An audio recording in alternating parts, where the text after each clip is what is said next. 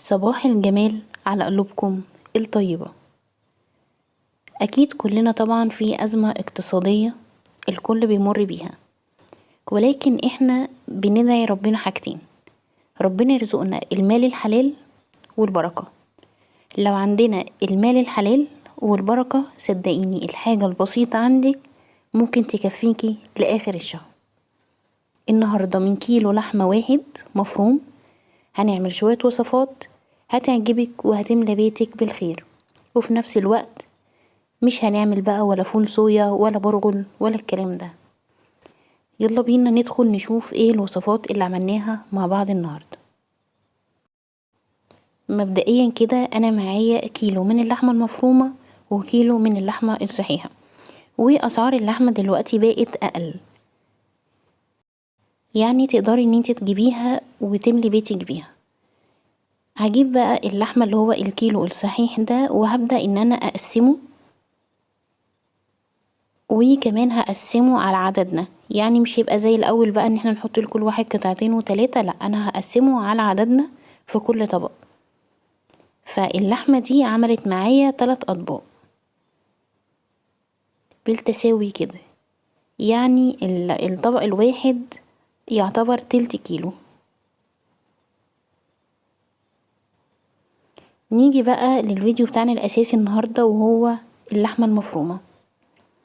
هنعمل ايه باللحمة المفرومة دي؟ اللحمة المفرومة دي انا هقسمها على 4 ارباع، كل ربع هنعمل بيه حاجة. انا كنت مطلعاها من الفريزر فعشان كده كانت جامدة شوية. المهم الربع الاولاني بقى هنعمل بيه الكفتة التركي. الكفتة التركي دي بجد يا جماعة حلوة قوي، يعني من الحاجات اللي حببتني في الاكل التركي. اول حاجة هنجيب كوباية من البقسماط العادي خالص، اللي بنعمل بيه البانيه اللي بنحمر بيه.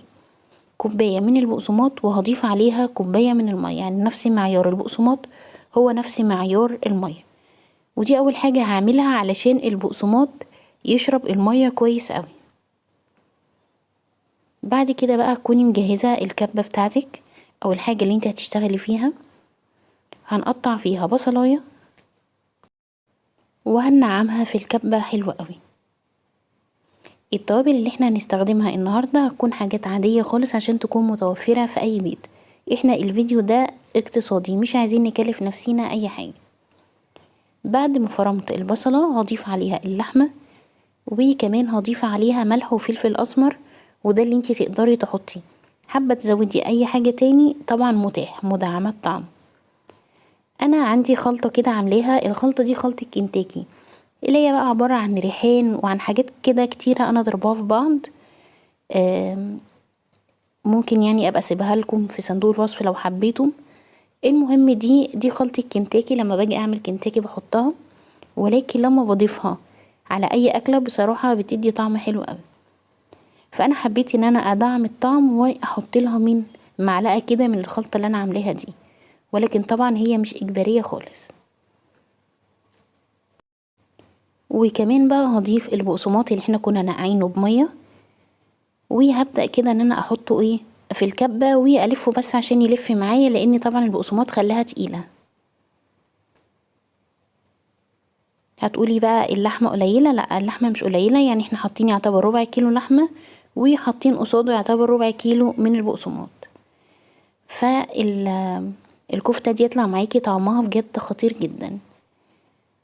هي بقى مش هنحط لها اي سوائل لان خلاص هي فيها السوائل الكافية بتاعتها، يعني كوباية المية دي اديتها السوائل الكافية، يعني حتى مش هندهن ايدينا زيت. خلاص هتبدأي بقى تعمليها على شكل بقى دواير، مربعات، طول، اي حاجة بقى ايه مش مهم. طبعا هتحطي كيس بلاستيك فاصل كده ما بين كل ايه طبقة والتانية. عملت معايا هي كمية كويسة الطبقين اللي قدامكوا دول. هديكي كده افكار ازاي تحمريها.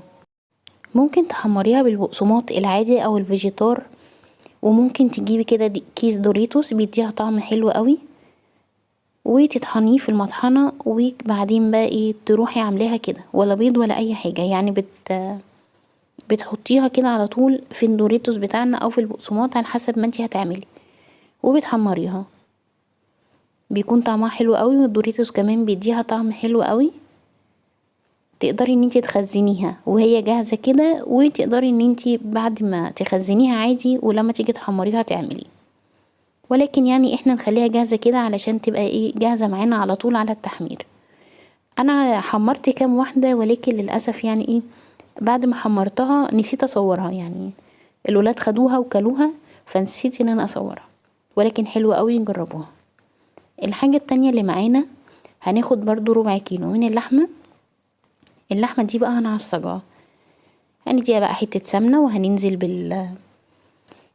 باللحمة بتاعتنا، وبعد كده هنزل عليها بالبصلة. لما بتنزلي عليها بالبصلة بعد كده بتاخدي حاجتين، اول حاجة بتاخدي كمية اكتر، تاني حاجة بتاخدي طعم احلى. وبعد كده بقى طبعا اديتها برضو الملح والفلفل الاسود، وخلاص هشيلها بقى على كده. طيب اول حاجة انا هشيل جزء متعصج جاهز، ان انا بقى اعمل مكرونة، اعمل مثلا جلاش، اعمل اي حاجة بقى محتاجة ان انتي ايه، محتاجة لحمة مفرومة. تمام. والجزء التاني هعمل بيه سمبوسة، برضو السمبوسة هخليها بقى تكون ايه، جاهزة معانا برضو كده على التحمير. تمام. يبقى انا الربع التاني استخدمت منه حاجتين، عملت لحمة مفرومة تنفعني في اي صينية، مسقعة بقى اي حاجة براحتك، والجزء التاني عملته سمبوسة. السمبوسة بتحيي الاكل، يعني لو انتي عاملة اكل واللحمة او الفراخ خلصت، لو حمرتي 1 2 3 سمبوسة كده جنبي، هتحسي ان هي حية الاكل كده، وكأن في حاجة جديدة انتي عاملاها. ده كانت الوصفة التانية من الربع التاني. طيب الربع التالت بقى هنعمله ايه، هنعمله كفتة رز.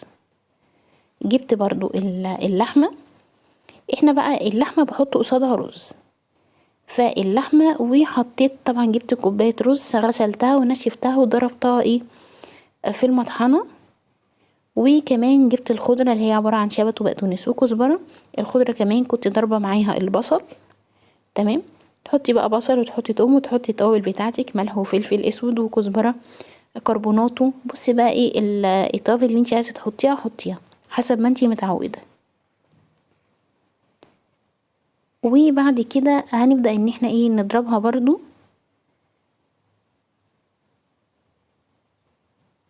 هنا بقى انا لسه عماله احط في التوابل، بس كده بقى برضو هضربها. لو انت عايزه بقى تصبعيها على طول صبعيها. تمام. لو انت بقى هتعملي زي كده، حطيها في الكيس، ووقت بقى ما انت هتشتغلي صبعيها. يعني انا بحب اخليها في الكيس كده، وبيكون سهلة وبسيطة، يعني لو هطلعها هتفك وبعد كده صبعها على طول، ما بتاخدش يعني معايا مجهود ولا حاجة. لكن لو انتي حابة تصبعيها صبعيها، وما بين كل طبقة والتانية حطي برضو ايه كيس بلاستيك علشان ما تمسكش في بعضيها.